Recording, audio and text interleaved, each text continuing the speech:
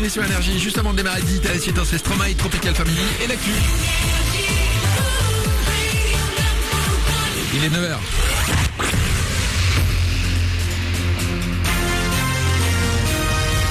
Toute l'actu sur Avignon avec Frédéric Plat. Bonjour, le soleil commence à monter dans le ciel de Provence et il va faire encore plus chaud cet après-midi. On ne sera pas loin des 40 degrés par endroit. 38 devraient s'afficher au thermomètre à Carpentras, 37 à Avignon et Orange. Ce matin, le mercure approche déjà souvent les 25 degrés et il va continuer de faire beau et aussi chaud les prochains jours et pour ce week-end. De la chaleur sur le Vaucluse, pas de vent, des conditions malheureusement idéales pour une pollution à l'ozone. Plusieurs pics ont été relevés hier en PACA et le long du Rhône. Les préfectures de Vaucluse, du Gard et des Bouches-du-Rhône invitent les automobilistes à réduire leur vitesse de 30 km/h aujourd'hui. Si possible, privilégier les transports en commun. Un nouveau drame sur les rails. Après la catastrophe de Bretigny en France il y a 2 semaines, un train a déraillé cette fois au nord-ouest de l'Espagne à Compostelle.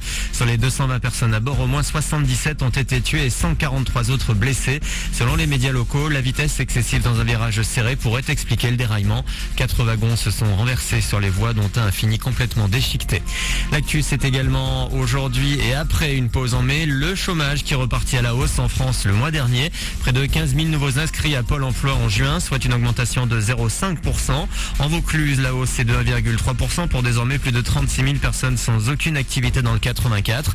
Et si la situation semble s'améliorer dans le pays pour les moins de 25 ans, en Vaucluse, elle se dégrade, plus 3,6% le mois dernier, soit 6 400 jeunes sans activité professionnelle dans notre département.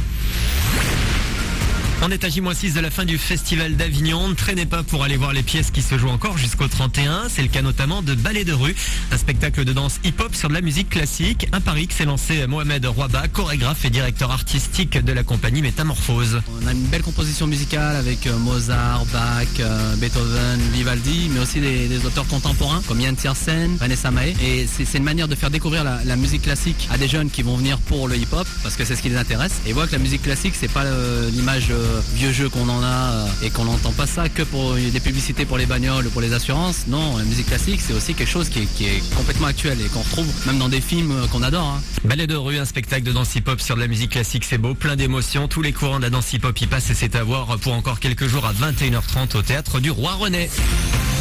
Voilà pour vos news, bonne journée à vous.